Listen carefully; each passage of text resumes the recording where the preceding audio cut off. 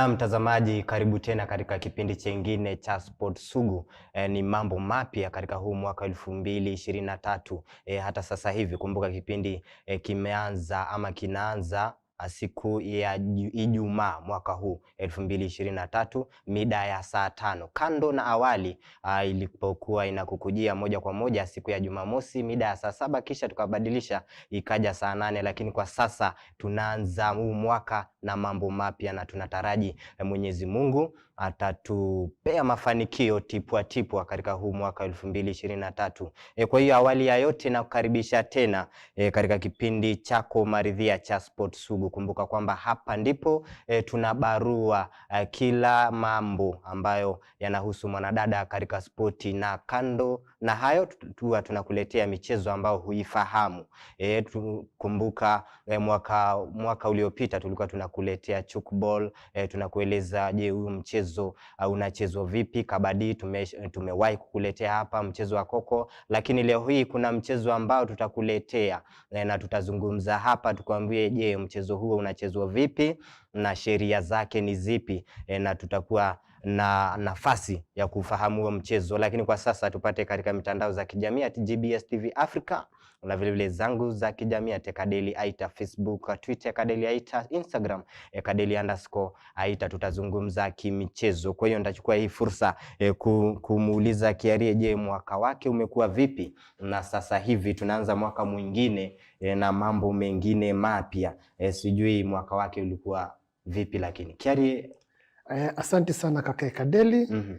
Naona Christmas mwaka mpya imekufa. Naona umebadilika hata sura, mambo kama umebadilika kidogo, sijui. Naona hata vile nilikuwa nakuona mwaka 2022 sio mbenye nakuona sasa hivi. Mimi naangalia labda sijui uzito, sijui wataka tutoshane ama sijui lazima mambo ya kuwe mambo, tufanye mambo ya kuwe majambo. Mwaka huu 2023 nadhani. So a warm welcome a Friday at 11 AM. Thank you very much for being with us, for joining us. As Kadeli has said, we have moved from Saturday to today, and every Friday at 11 AM we'll be here. This is season 3 episode 1. Sport Sugu, a dedicated women only channel.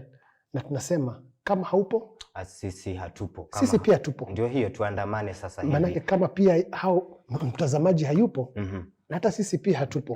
Kama sisi hatupo. My social media channels are Kiarie Mwangi on Twitter and on LinkedIn. At Fariji, you will find us at YouTube and on Facebook. The GBS TV Africa social media channels on Facebook, on Twitter, on Instagram at GBS TV Africa. Kadeli amesema that this is the only sports channel in Kenya which brings you unconventional sports. Zile ambazo hazisikiki. Na kando na kuwaletea masuala ambayo yanamhusu mwanadada katika nyanja za spoti, pia tunaangazia michezo ambayo mtazamaji haifahamu. Last year mbali nao umesema chukball, pia tulileta sitzball, tukaleta koko, tukaleta kabadi. Yote pia na guest wetu tumeona kwa mbali anatabasamu, tunajua kwa nini chukball. Si mgeni hapa. Sio mgeni sana. Lakini kabla tuendelee, Kiarie, watarajie nini katika huu watarajie nini msimu jopo letu haswa la Sport Sugu? Msimu kwanza tukumbushe, leo tuko season 3, msimu wa 3. Naam. Episode 1 ndo kitengo cha kwanza tunaanza. Ndio tunaanza. Na Sport Sugu imekuwa na episode 27 kutoka wakati tulinoa nanga tarehe 29 mwezi wa 4. Ndio hiyo, na bado tunaendelea na tunasonga. Bado hatujafika. Mwisho wa penye mwisho pana mwanzo. Penye mwisho pana? Kumbuka ni kauli ambayo pana mwanzo, ndio hiyo. Sasa msimu tutarajie mengi mapya katika ile tunasema unconventional sports. Na tutazidi kutamba katika ulimwengu wa michezo nje ya studio. Tunafurahi sana, producer wetu tumeona pia amekula Christmas yake, amejaza, nimekaona pale kamebadilika pia. Hata lugha tumeona pia Kizungu imeimprove kidogo, pia Kizungu ya Christmas na mwaka mpya. Ametuahidi kuwa mwaka huu tutaenda nje, tutazama pia katika ile ndio hiyo uko nje kule mashinani kule kwa ground, tubadilishe mandhari kidogo. Lakini leo tunazungumzia watu wanaitwa people living with disability. na kwa kizungu wanasema disability is not inability. Ndio hiyo. Na zaidi hapo pia tunasema pia kulingo wa michezo pia wako nasi. Naam, ndio hiyo. Na tunawaheshimu. Na kuna michezo yao hata ya Olimpiki wanaitanga Paralympics. Kwa hivyo leo pia ile tu in keeping ile tradition ya kuwaletea michezo ambayo tunasema sio ya kawaida. Sio ya kawaida. Leo tunawaletea inaitwa sitting volleyball. Sitting volleyball ni mchezo ambao unahusisha watu ambao wako na ulemavu. Kwa hiyo kama jamii tuko pamoja na wao. Na kwa leo tunawaangazia manake tuko pamoja na wao. Tunasaidia, tuko pamoja, tunaenjoy, tunatarabadi. Kwa hiyo leo tutapata fursa ya kufahamu mchezo wa sitting volleyball. Sitting volleyball. Lakini tena kama kawaida, kama desturi, tumetembea na mama nini, angalia tabasamu tayari. Ndio hiyo. Kila mtu anatabasamu mwaka huu. Ndio hiyo sasa, na ikuwa ni show ya kwanza huu mwaka tena. Na hiyo ndio tabasamu. Huu mwaka mwema. Tunamtazama leo, anaitwa Agnes Masalange. Sio mgeni hapa. Sio mgeni, amekuwa hapa. Na sio mgeni pia kwa ulingo wa mchezo. Ni legend. Legend. Amecheza. Mpaka sasa hivi anacheza na bado. Mpaka sasa bado anacheza. Na bado anacheza. Na hata kutoka hapa bado aenda kucheza sport. Ndio aenda kufanya mazoezi. Squash. Kwa hivyo bila kupoteza wakati, mtazamaji wetu, leo tunazungumzia sitting volleyball. Tuko na mgeni wetu wa heshima, tuko na legend, tuko na veteran, anaitwa Agnes Masalange. Tutampatia nafasi ajitambulishe zaidi na position yake katika sitting volleyball. Karibu sana. Karibu Agnes. Happy New Year Mr. Kiari. Happy New Year Ekadeli. Asante sana. Nasema our tomorrow is better than today. Ndio hiyo. Nashukuru sana kunialika mahali hapa tena. Nasema ni asanti. Mimi naitwa Agnes Masalange, director Paravolley. Vile nimesema ni sitting volleyball. Wachezaji wana ulemavu. Lakini wanacheza volleyball. Wanacheza volleyball. Tunasema Paravolley is a game sport played by two teams on a playing court divided by a net. Ndio hiyo. Ni kionjo tu. Leo ni kionjo tu. Divided by a net. Na wachezaji wanakuwa 6. 6 kilo pande. 6. But the whole team inakuwa na 11 players plus 1 libero. Hebu rudi hapo kwa maana Kadele ananiangalia hapo. Wachezaji wanakuwa 11 na libero. Libero ni mchezaji anacheza tu nyuma. Anasema anacheza tu nyuma peke yake. Haendi mbele ku attack. Anacheza tu nyuma.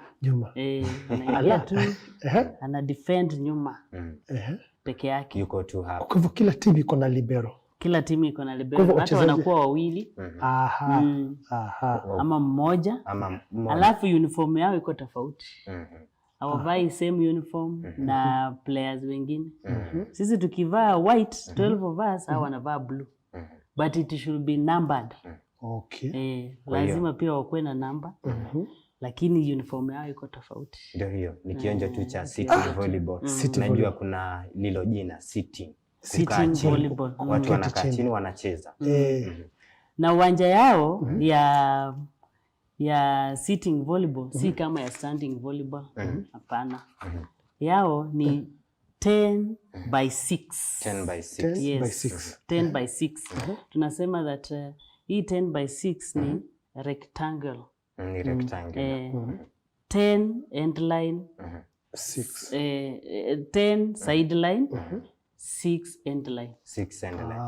10 by 6. Nile ya kawaida ni? Nile ya kawaida ni 18 by 9. 18 by 9. Hiyo ni ya standing. Ile standing volleyball ni 18 by 9. Hii ni 10 by 6. 10 by 6. Nafikiri tuchukue tama la maji. Ndio sasa tuje, manake Agnes hapo sasa ametuweka mood kidogo. Lakini kabla tupige tama la maji, pia tumkumbushe kuwa jana tumesabahiana na watu na ukweli wa mambo Agnes. Sio Kenya wengi. Aidha ni hawajui sitting volleyball ama hawana uhamasisho zaidi. Na nafikiria Ekadeli tukipiga tama la maji tutaeneza mtazamaji kwa kina habari ya sitting volleyball. Sitting volleyball. Kumbuka leo tunawapa kipaumbele wa ambao wana ulemavu kidogo. Pia wao wana nafasi ya kucheza. Kila mtu ni mchezaji, hata uwe na shida ipi. Yote tutaangazia hapa kuhusiana na sitting volleyball. Je, unahusisha, amesema kwamba kuna wachezaji 11, kuna liberos ametaja hapo, kisha upana wa uwanja akasema tutakuwa na fursa ya kufahamu je ni kuna referees ambao wanaangalia kuna je rules zao ama sheria ambazo zinatumika katika mchezo huu ni zipi. Lakini kwa sasa tutapumua kidogo, kisha tukirejea tutazungumza zaidi na pia tutakuwa na kutupia swali.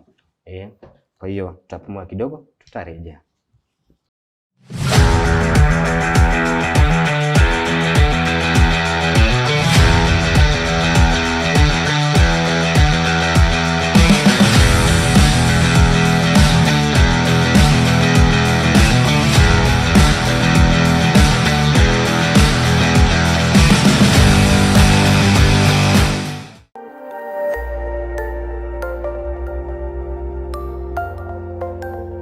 Everywhere, GBS.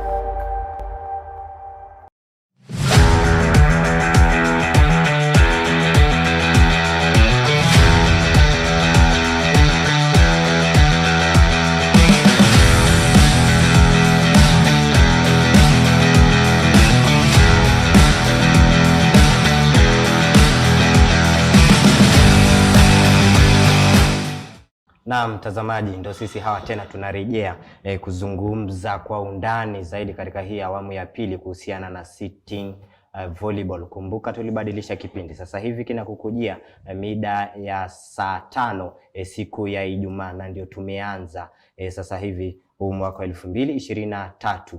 Kwa hiyo awali ya yote tuzungumzie katika mitandao za kijamii ya GBS TV Africa, na vile vile tutumie harafa katika 21144. Tuambie, je, unatarajia nini katika huu mwaka 2023 haswa katika kipindi hiki cha Sport Sugu? Nataka tukuletee nini jamani? Zungumza nasi katika 21144. Kumbuka tumekuwa tukizungumzia sitting volleyball. Amezungumzia Agnes Masalange. Kumbuka Agnes Masalange amecheza sana, ni legend, ni mchezaji pia na anazidi kucheza hata katika umri huo wake ambao umemuona hapo.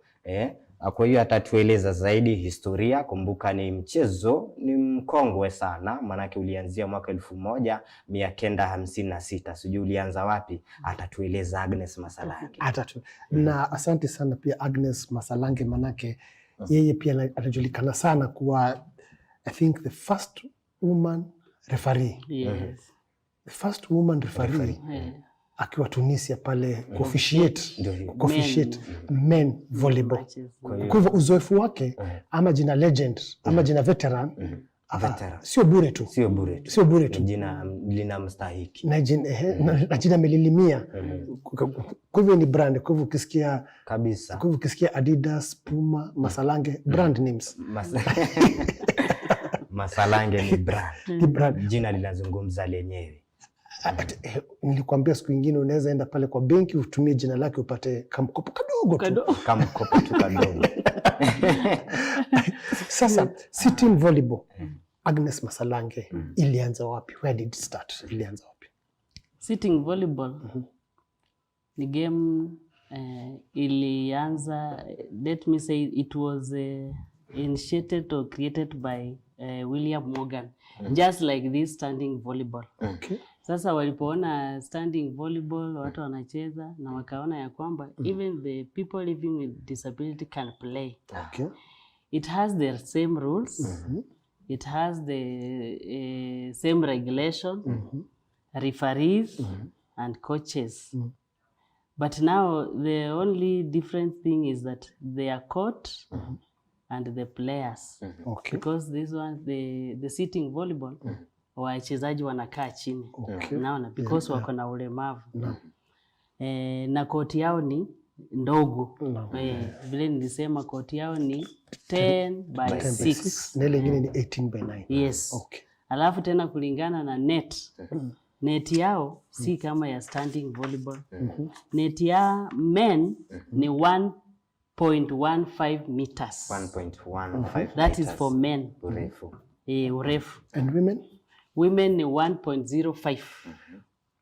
Ile ya kawaida? Ya kawaida ya wanaume 2.23, 2.24 for men. Then 2.42.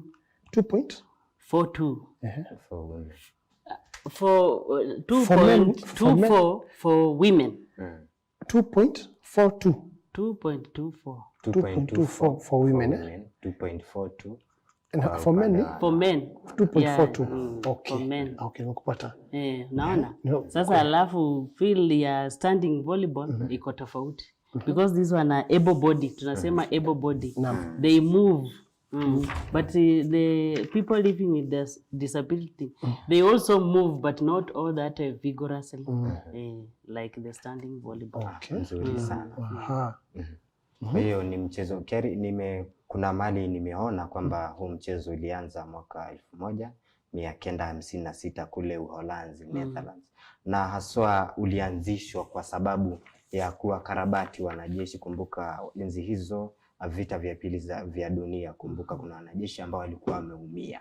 Kwa hiyo ulitumika kuwakarabati kisaikolojia, kuwakubali. Sasa ukawa ndivyo hivyo ukaanzishwa, kutoka hapo mpaka sasa hivi umefikia hapa.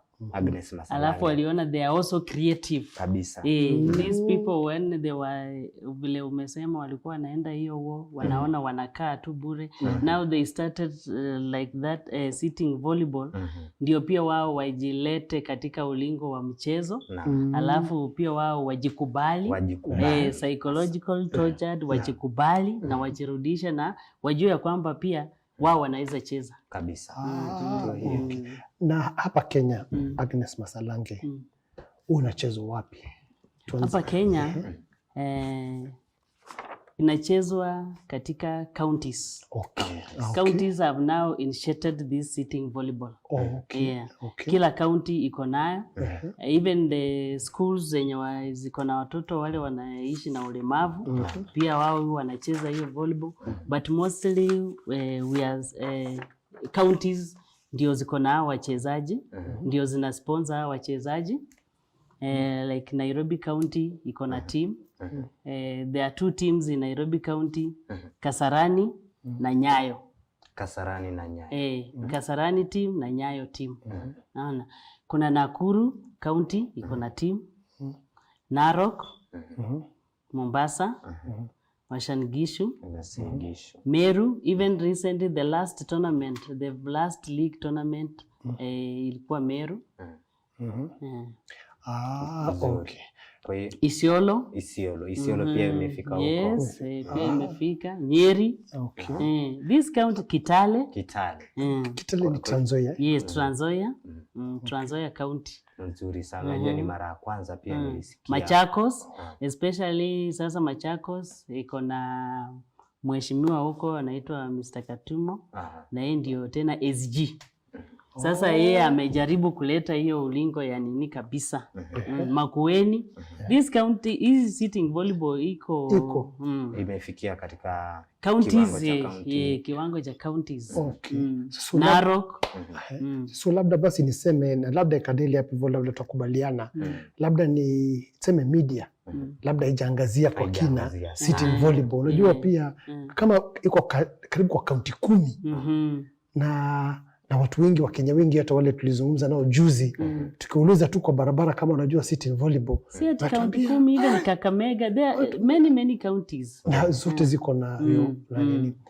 Kwa hiyo hapo na infrastructure, maana hapo mlikuwa umetaja court zao ni different structure, no different. Katika hizo county umetaja kuna nyanja maalum. Now that is now the challenge. Hiyo ndio challenge sasa katika hii Kenya yetu kuhusu hiyo sitting volleyball.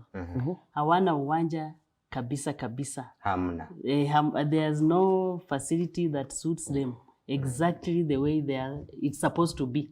Ile standard, the standard, meeting the standard according to sitting volleyball. Okay. Hawana. Ila tu ni wanasema kujimudu ile kivyao ndio pia wacheze hiyo sitting volleyball. We just tuseme improvisation of the facilities so that it can just suit them to play. Otherwise in Kenya kuna facility yenye ina suit sitting volleyball. Okay. Ni jambo ambalo linafaa kuangaziwa sana kwa sababu ni mchezo ambao unahusu watu ambao ni walemavu na ni watu ambao tunataka kuwapa mstari wa mbele katika jamii yetu. So kwanza kuna media. Kuna media. Media pia haijakuwa labda ikiangazia vilivyo huyo sitting volleyball kama sporti. Number 2 kuna hiyo infrastructure hiyo Agnes amesema kwanza haiko tu standard international standards na pia hakuna facilities sio zile ambazo zingekuwa hawa wachezaji pia wakienda kucheza nchi za nje zina meet standards ama kiwango fulani. Nafikiri hizo ndio vitu mbili tumepata kutoka Agnes mpaka hapo.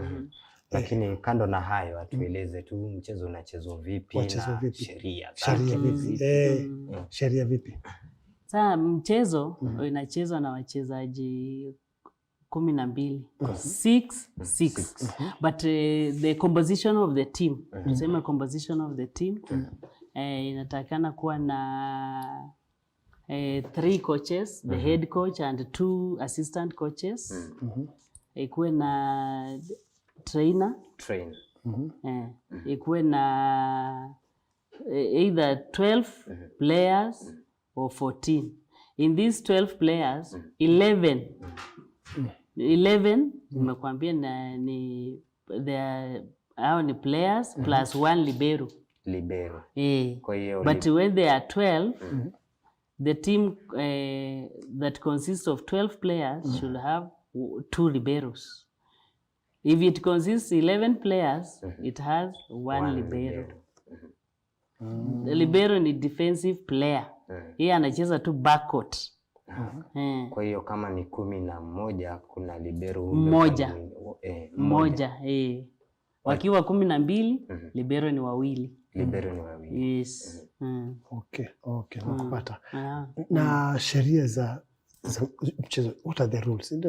Na tofauti watu kidogo na standing. The tofauti tu ni kidogo because they serve. Wana serve. They rotate. That is taking turn to serve. Tunaanza na position 1, tukaenda na position 2 who is a setter, tukaenda na position 3 middle blocker, tukaenda na position 4 that is attacker, tukaenda na position 5 then 6. You see? Then libero is allowed after the rally anaingia na anatoka. Unaona? But only the back court. Yeye kazi yake ni kudefend either for the reception. Unaona? Alafu kazi yake anacheza tu nyuma, hawezi fika mbele attack na hawezi block. Unaona? Libero cannot block and libero cannot attack and he cannot serve. Na libero is a libero an able-bodied ama no not able-bodied. Is also a disability. Alafu kwa kati ya hao kuna rule ya kusema VS1 na VS2. VS1 na VS2. VS1 na VS1 either huyu ni ule yako na polio. Those are now the ones that wanakubaliwa kucheza kabisa. Katika this composition ya 6 players wana allow only VS2. Moja. So VS2 ni ako na ulemavu lakini sasa sio sana. Sio sana. Na kwa nini? Kwa hivyo kuna vile huwa wanawassess. Kuna vile wanawassess. So VS1, hebu turudie kidogo tafadhali hapo kwa heshima. VS1 umesema ni ulemavu aina gani? Ama either amputee. Naona hana hizi miguu yote mbili ama anakuwa na mguu moja ama ni mtu alizaliwa na polio. VS2 ako na ulemavu lakini sio sana. Inaweza kuwa tu ni mguu. Ni mguu.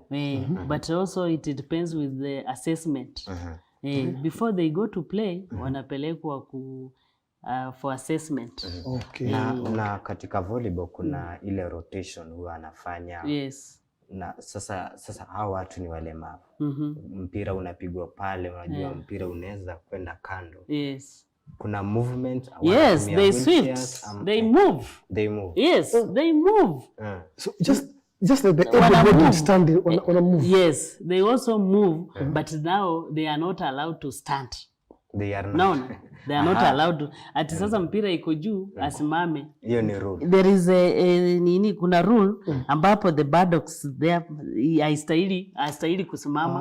Hata aki-attack hastahili kuinuka. Unaona? Sasa ata shift aenda acheze hiyo mpira, ana move but he should not stand. Okay. Kwa hiyo kutoka anakuwa tu chini. Anakuwa tu chini, asiinuke. Asiinuke. Lakini anaweza songa kando Yes, ana move hata nyuma, ana move, anakuja mbele, ana attack, anarudi nyuma. They swift, yes. They move.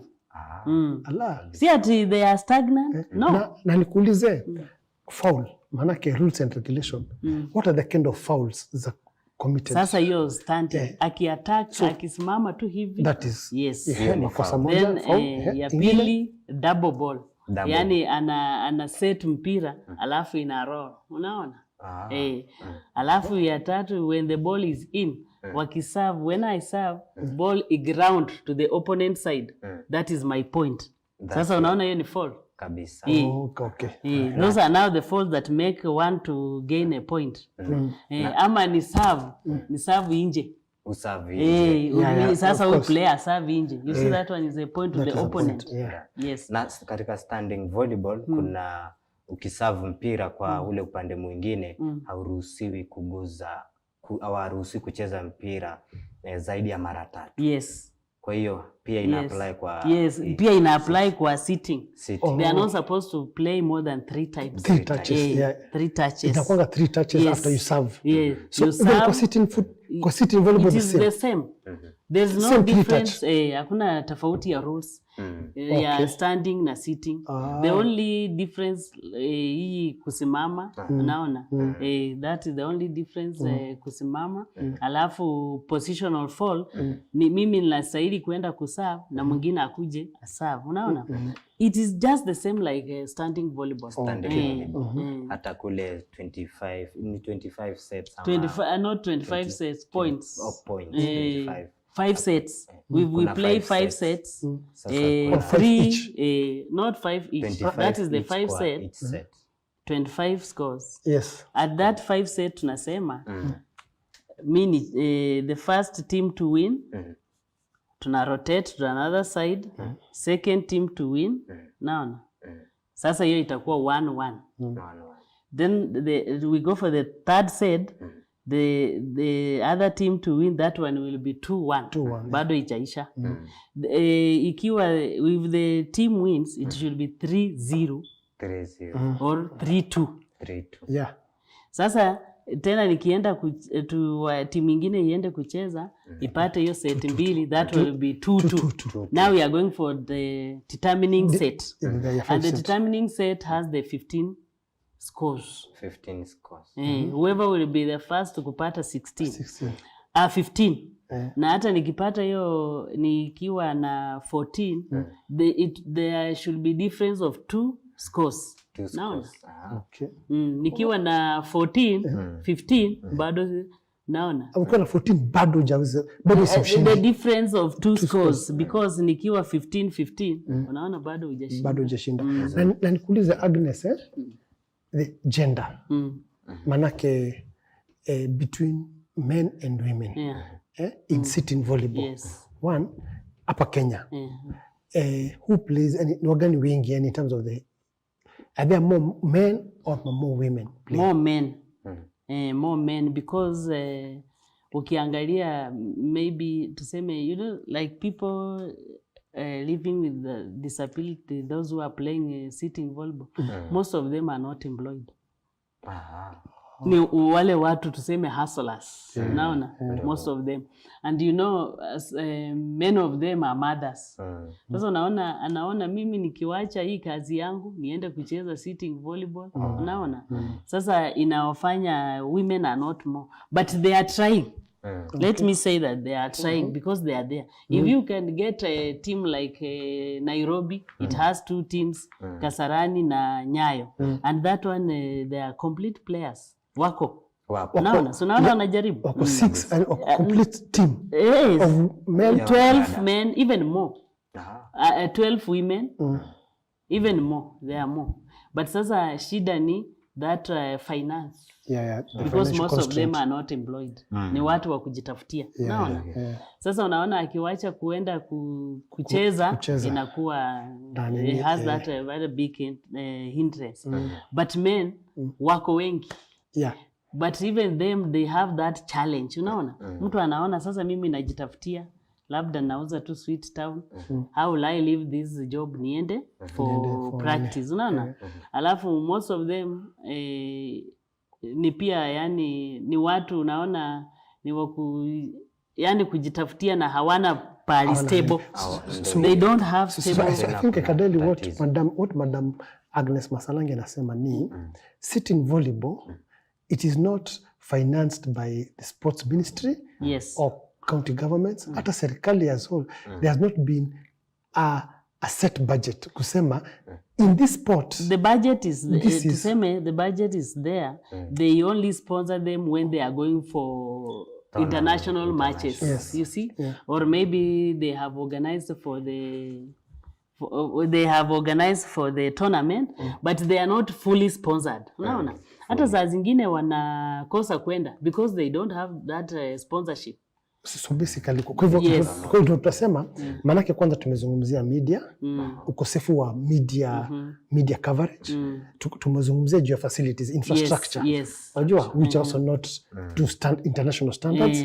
Ya tatu, kwa kifupi, it's just an issue of financing. Ile tu financing, manake like now the last one that they went to Meru, Nairobi county team did not participate because they had no finance. The finance.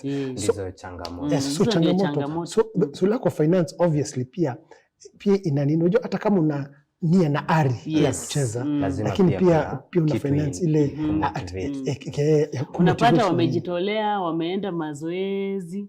At the last minute they are being disappointed that there is no finance for you to participate. Unaona? Sasa unaona inawaua roho. And those who are coming, the young ones that wanakuja wanaona sasa kama hatujaenda na hakuna zoezi. Sasa Kadeli, tukipiga tama la maji tukirudi, tutazungumzia federation. Tutajua federation ni gani, tutajua ni akina nani wahusika, na tutauliza tena habari ya continental na international segment. Maana najua Olympic tunaonanga Paralympics, na tutajua kama Kenya inashiriki na maandalizi. Tupige tama la maji Kadeli. Mtazamaji, sisi tunapumzika kidogo, kisha tukirejea tutazungumzia zaidi kuhusiana na sitting volleyball. Natumai umeandamana na sisi. Kumbuka kuna swali nilikuuliza hapo awali, je, unatarajia nini kutoka kwetu sisi kama jopo la Sport Sugu katika huu mwaka 2023. Kwa hiyo tutapumua kidogo kisha tutarejea.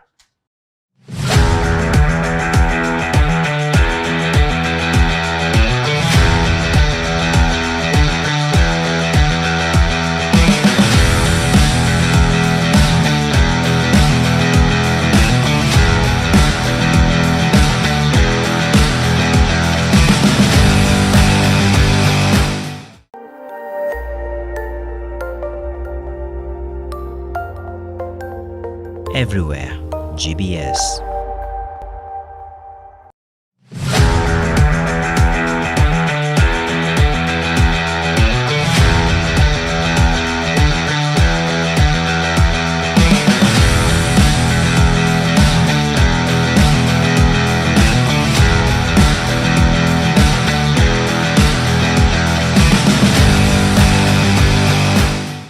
Naam, ndo sisi hawa mtazamaji ndo tunamalizia awamu ya mwisho ya kitengo hichi cha Sport Sugu. Kumbuka tunazungumzia mada ya leo ni sitting volleyball, na ni mchezo ambao unahusisha watu ambao ni walemavu. Kwa hiyo wananafasika kama wako pale wanasikiza, ndio huyu Agnes Masalange atakuwa anatuambia, ameshatuambia kwamba kuna timu za Nyayo na vile vile kuna timu za Kasarani. Hapa timu za Kasarani na Nyayo, kwa hiyo wana fursa ya kujiunga nao, lakini atatuambia watajiunga vipi katika awamu hii. Lakini awali ya yote tuzungumzie katika 21144. Tuambie unatarajia nini katika jopo letu hili la Sport Sugu katika huu mwaka 2023. Kwa sasa Agnes Masalange, tunaendelea. Kuna watu ambao wanataka kujua, ama mtazamaji anataka kujua, je, wewe kama Agnes Masalange tunaona kwamba umeketi umesimama, ulijihusisha vipi na huu mchezo wa sitting volleyball ambao unahusu watu ambao ni walemavu, wana changamoto ya ulemavu? Vile nilianza kusema that hii sitting volleyball hakuna tofauti na standing volleyball. Sasa wakati walikuwa wanacheza, mimi naenda kuwa ref. Nikienda kuwa ref, najua au wakicheza peke yao bila referee ama bila coach, hawajisikii. They don't have that motivation. Sasa nilikuwa naenda kuwa ref. Na vile nilisema mimi nafanya na Nairobi County in Youth and Sports Department. Sasa kwa Youth and Sports Department we meet all the categories of the people who are in sports. Sasa wakati nilikuwa naenda kuwa ref, nilikuwa naenda kuwa coach kidogo, because there is no difference between the standing volleyball and sitting volleyball. It is the same rules, the same techniques. Sasa nilikuwa naenda na wa coach kidogo, tukiwa Kasarani, tukiwa Nyayo. Then I was wakawa wameadvertise kwenda for coaching level 1 in Thailand. Then I was sponsored by Nairobi County government. Nikaenda Thailand, nikasoma as a level 1 world coach. Sasa mimi ni coach wa paravolleyball. Sasa kujihusisha, unajua most of them tuseme like tumesema ni wale watu wa amputee na polio. When they are playing hii mpira haistahili kuchukua muda. They must have people who run, who brings the ball all the time. Sasa they also incorporate the able-bodied people. Like coaches ni watu wale wako able-bodied. The referees ni wale watu wako able-bodied. Sasa lazima wawe na mtu wa kuwa support kabisa, ama tuseme kama ni mpira, lazima uattack, lazima wajue kuserve. Sasa you don't expect somebody living with disability again ku coach. Okay, wana coach but just it's limited. Unaona? Tunasema kama labda to attack ball wanachezeana wenyewe, but you cannot imagine, you cannot sema au watakuwa perfect, yani watakuwa kama sisi, because kuna ball lazima ukue kama umesimama ukiattack. They block, and them now they are seated. Sasa when you attack, they are supposed to block. And when they go to meet the opponent's hapo, volleyball, the way I said, inachezwa huko nje, because it is not like that inahurumiwa. Those people play volleyball just the way other people play. So that's why ndio tunasema mimi nilijipata nikiwa hapo, nikiwa coach wao, nikiwa referee. When I go there, pia with these there are people, unajua player anakuja hajui hiyo volleyball na anahitaji kucheza. Unaona? Huwezi fukuza ama huwezi sema ati wewe hujui, because huyo mtu amekuja kutrain. Unaona? You start with the basic. Unamwanzisha na basic. Unaona? Movement anaenda aje, because mimi nikiona vile niko trained the coach, I know huyu nitampeleka aje, how will I start with the beginners. You know, you cannot take the beginners uchangae na wale wamekoma. Unaona? Wale wasoefu, because kuna wale wamezoea, wamejua these I'm supposed to do this, I'm supposed to attack like this, I'm supposed to serve, I'm supposed to set the ball like this. But now these amateurs and they are young ones, yet we want young ones we want to develop the talent of these young ones. The transition, because you cannot expect them to play Kama mimi nilicheza, saa hii huwezi expect nicheze vile nilikuwa nacheza. Kweli kabisa. Ndio. Kweli Sasa kabisa. tunaanza na hao amateur, tunaonyesha what is tossing, what are we supposed to do. Anaenda kama ni kwa ukuta, tunaanza kwa ukuta, ana attack mpira polepole. Unaangalia mkono yake, hii mkono nitaichange aje ndio ikuje exactly, unaona? Sasa hivyo tu ndio pia mimi nikaingia kwa sitting volleyball. Nikatoshea. Nikatoshea. Because when I go there, kuna coach, like now the head coach anaitwa Juma, coach Juma. Yeye akideal na amateur na akideal na wale wasoevu, mimi namwambia nipe the amateur. So that I start with them, they know what is attacking, they know what is tossing, they know what is service. No. The next day when we go there, even though they mix, but not all that way. From there, tunapata hii team. Unaona? Hii team. Hata wananiambia, coach, umefanya mzuri mpaka mimi saa hii najua ku-attack. Unaona? Now you should be patient with them. You know, when you are coach, when you are coach, don't expect ati huyu player amekuja, hata not only people living with disability, even able-bodied. Ukiona mtu ameonyesha interest na anaweza kidogo, sasa we make sure umemleta, si ndio? Umemweka kwa sasa ile line ya akuwe sawa kabisa. Yes. Na nikuulize Agnes, hapo umetaja juu ya coach Juma na nani? Hebu tuambie tu kidogo habari ya federation, shirikisho. Yeah, first, what is the name of the federation? Kenya Paravolleyball.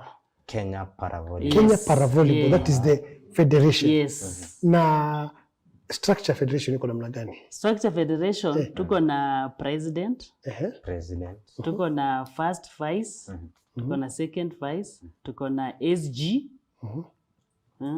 secretary general, alafu tuko na treasurer, tuko na assistant treasurer, tuko na member, those are 2 members, tuko na technical director, tuko na mimi sasa ni director, tuko na technical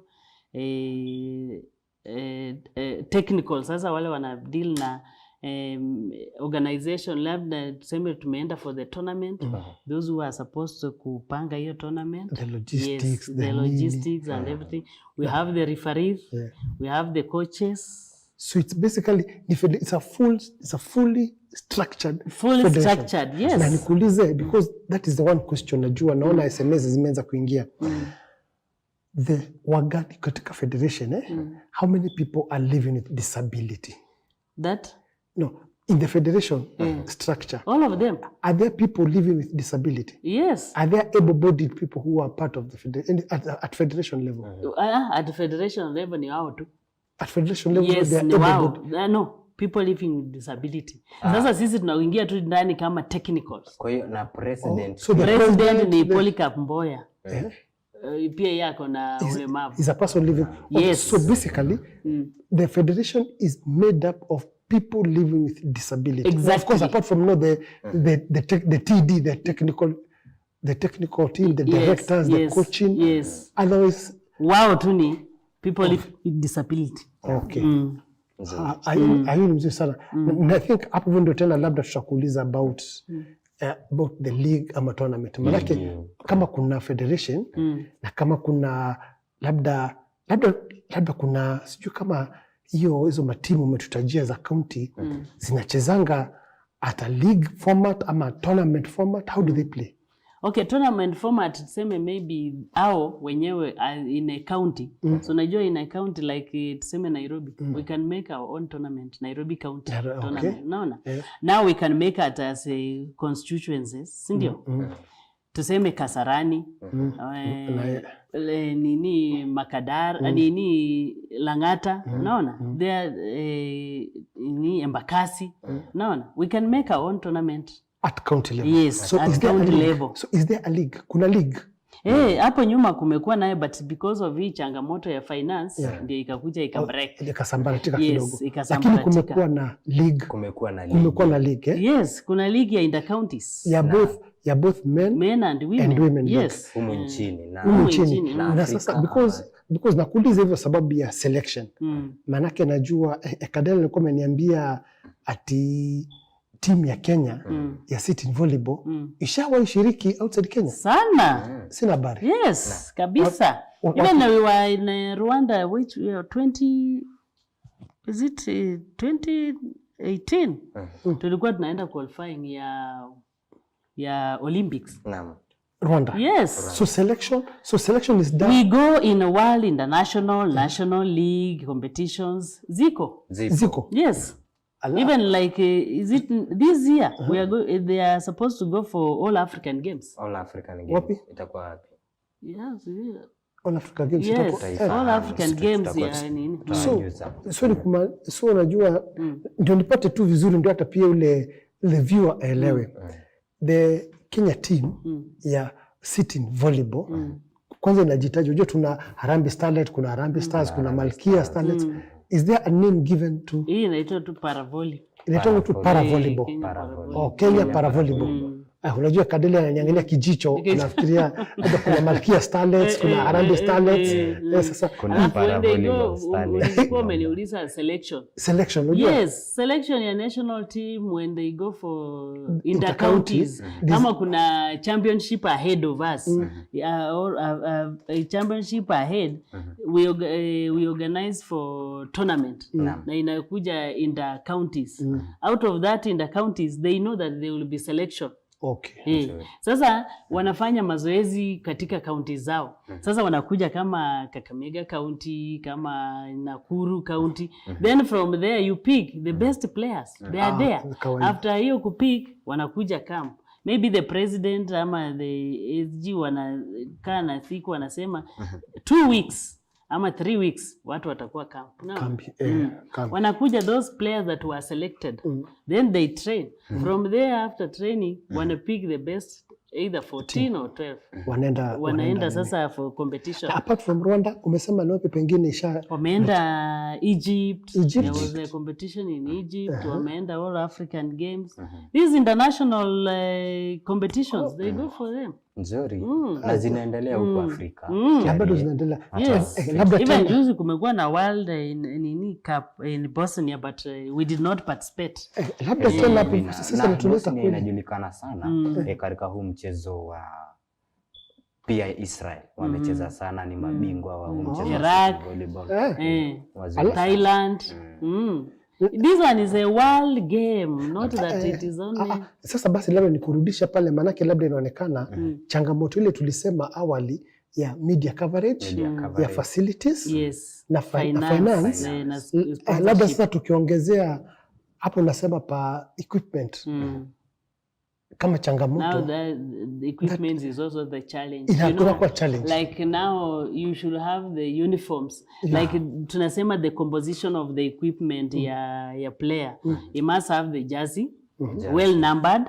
Naona. Because there is all be form that when you fill that form, mimi nikiwa number 1, I should not change the number to another nikiwa number 1 the whole year. I should be number 1 when the jersey yako iko number 1. Au ustahili kwenda kwa kwa tournament nyingine tena ukuwa umechange number. So they should have the suitable jersey for them. They should have shorts numbered. They should have shoes. But most of saa zingine wanacheza tu na socks because of that injury, causing injury, unaona? Because they also swift wanacheza. Sasa unaona kiatu maybe mtu ameendea ball agonge mwingine. Na shule, manake shule kuna kuanga na Kenya Secondary School Games, KSSA. Je, katika paravolleyball, is it part of the Kenya Secondary School Games? Hapa Kenya? No. But we are now trying kufika mashinani. Tuone the schools that have pupils who are living with disability. Nataka tuone kama wanaweza cheza. Unaona? Now with this this CPC, unaona? It is a must that they will also play. Tutaenda mashinani huko mpaka sasa. Hiyo ni moja wapo ya mikakati ambayo, because nimeuliza hivyo sababu there are people living with disability kutoka utotoni. Hapo umesema polio and others. Na perhaps they feel the stigma of not being playing like able-bodied. Yes. And not just volleyball, because you've also seen in football na zinginezo. So una find hata kikuwa mkubwa, already ile roho ya kucheza ilimtoka. Manake hakuna mtu alimshika mkono kabisa. Yes. Wakati wa ile formation. But now the goodness is now the government may recognize sports kabisa. You see, sai sports ni ya watu wote. Okay. Now the government is also emphasizing for the sports to all people. Now and all ages. Na affiliation, Agnes, is Kenya, umesema inaitwa Kenya Paravolleyball. Association of Kenya, is it affiliated? KNPC, Kenya National Kenya National Paralympic. Paralympic. KNPC. KNPC. Is it affiliated globally? Yes. Now this one is now the board. This one is the Kenya National Paralympic Committee. Sasa hii ndio inaffiliate to KNPC, ndio inaffiliate to now international bodies. To international bodies. Yes. Okay. Nzuri sana. Hiyo ndio sasa ina bring that they can be approved to play in these international games, World Cup, these other competitions. Na hivi nimeona labda ndio leta producer kama tunaendelea pia aanze kuangalia hii. Maanake nasikia na ninaongozea hivi nasikia anauliza hii sitting volleyball itafika kwa Murang'a siku gani? Murang'a I think iko nayo. And this now every after any conference they go for conference to implement the new rules. You see now that this one is official sitting volleyball rules 2022 to 2024. Now these are the rules we are using the current rules. Up to 2024. Okay. Na labda Agnes, umesema kwamba kuna mashindano ya All African Games ambayo tunatarajia kuona wachezaji wa sitting volleyball wakishiriki. Kando na hilo, kuna labda mikakati ambayo nyinyi kama shirikisho mmeweka za ligi, za tournaments, mmepanga, kuna mipango yoyote? Now sasa mwaka ikianza hivi is when we come together. Ndio sasa tunapanga the timetable for the events. Naona tutajua now like which county itajitolea kuhost. Yes. County ikijitolea like the last time tulianza na Kitale. The other one it was in Nakuru. The other one was in Nairobi here Chata. Hapa Chata Hall Nairobi. Alafu the last one now it was in Meru. Alafu the other one is in Mombasa. Sasa vile mwaka imeanza hivi tutaka timetable itoke, the officials, the NEC wakuje wakae, then tunaweka timetable. Now we see which county that will have to sponsor this tournament.